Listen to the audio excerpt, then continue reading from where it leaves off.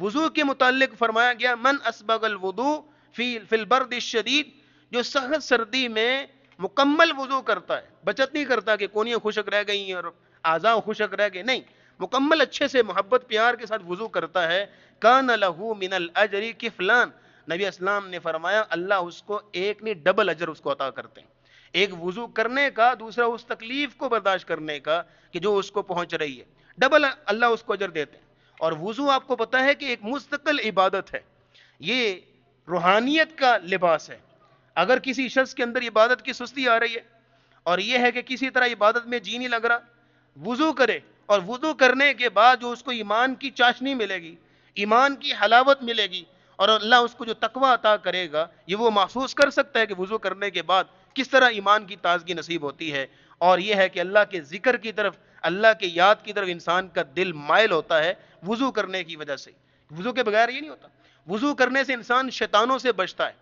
اور گناہوں سے بچتا ہے۔ ظاہر ایک شخص باوضو بیٹھا ہے تو وضو کر کے وہ کوئی غلط کام تو نہیں کرے گا، جیسے بعض اوقات کچھ چیزیں جو ہیں وہ ہنسی مذاق والی بھی ہو جاتی ہیں۔ ایک شخص نے سوال کیا کہ یہ وضو کیا ہوا ہے تو اس کے بعد سگریٹ پی لیا تو وضو ٹوٹ گیا؟ ہاں،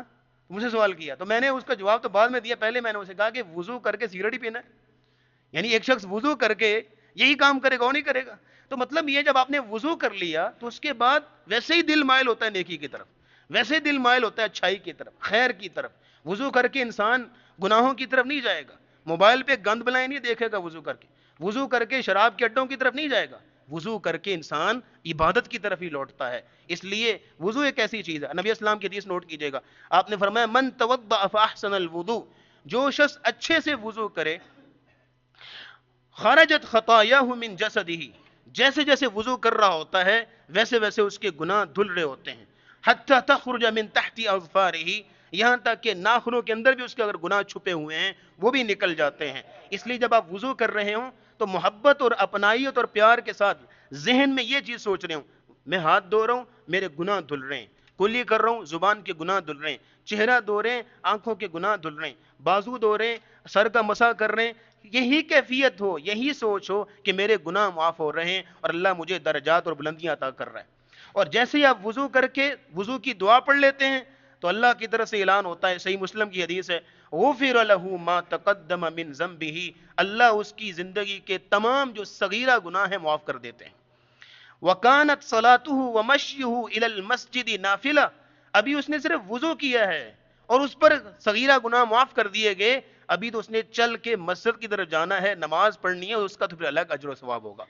اس کا پھر الگ جو ہے وہ ثواب ملے گا۔ اور پھر نبی اسلام نے فرمایا من بات طاہرا بات فی شعارہ ملک، جو شخص رات کو سونے سے پہلے وضو کر کے سوتا ہے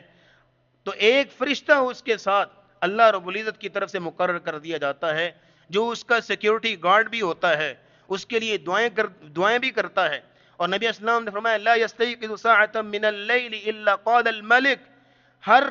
وقت رات کی ہر گھڑی میں وہ فرشتہ یہی پکار رہا ہوتا ہے اللہم اغفر لعبدک فإنہ بات طاہرا، یا اللہ اس بندے کو معاف کر دے، یہ رات کو وضو کر کے سویا تھا۔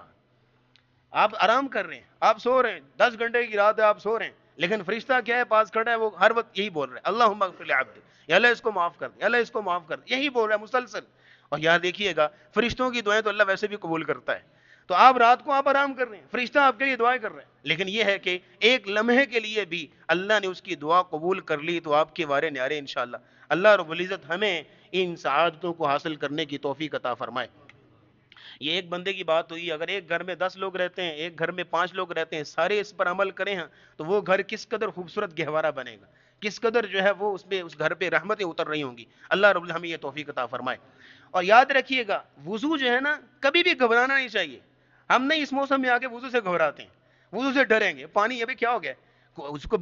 وضو کرو کیا ہو جائے گا اس میں دیکھیے گا کہ نبی کریم صلی اللہ علیہ وسلم ایک دن اپنے صحابہ کے درمیان بیٹھے ہوئے تھے، آپ نے ایک خواہش کا اظہار کیا، آپ نے فرمایا کہ وددت انی لقیت اخوانی، میرا دل چاہتا ہے کہ میں اپنے بھائیوں سے ملاقات کروں۔ صحابہ نے کہا یا رسول اللہ اولسنا اخوانک، ہم آپ کے بھائی نہیں ہیں؟ اور کون سے بھائی ہیں؟ آپ نے فرمایا نہیں، انتم اصحابی، تم میرے صحابہ ہو، میرے کمپینینز ہو، میرے بھائی وہ ہیں جو میرے بعد آئیں گے، مجھے دیکھا نہیں ہوگا لیکن یہ ہے کہ مجھ پر ایمان لائیں گے بغیر دیکھے، دو گتوں کے درمیان ان کو کتاب ملے گی قرآن مجید، لیکن وہ میری ہر بات کو تسلیم کریں گے، ہر بات پر ایمان لائیں گے، مجھے دیکھا نہیں ہوگا، وہ میرے بھائی ہیں، میرا دل کرتا ہے میں ان سے ملاقات کروں۔ صحابہ نے کہا یا رسول اللہ، وہ قیامت کو جب ہماری ملاقات ہوگی تو آپ ان لوگوں کو کیسے پہچانیں گے؟ ہمیں تو چلو آپ پہچانتے ہیں، دیکھا ہوا ہے، شکلیں واقف ہیں، ان کو کیسے پہچانیں گے؟ نبی کریم صلی اللہ تعالی علیہ وسلم نے فرمایا کہ ان امتی یاتون یوم القیامت غرا محجلین من آثار الوضوء،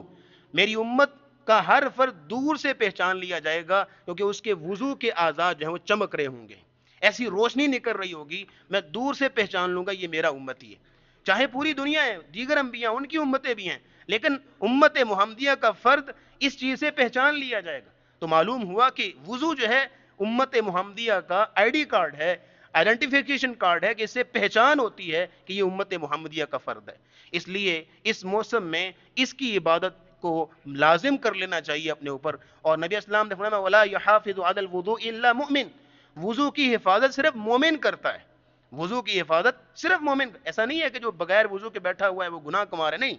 لیکن یہ ہے کہ وضو کے ساتھ رہنا ایمان کی نشانی ہے، ایمان کی دلیل ہے، تقوی کی دلیل ہے، روحانیت کی دلیل ہے۔ اللہ رب العزت ہمیں ان سعادتوں کو حاصل کرنے کی توفیق عطا فرمائے۔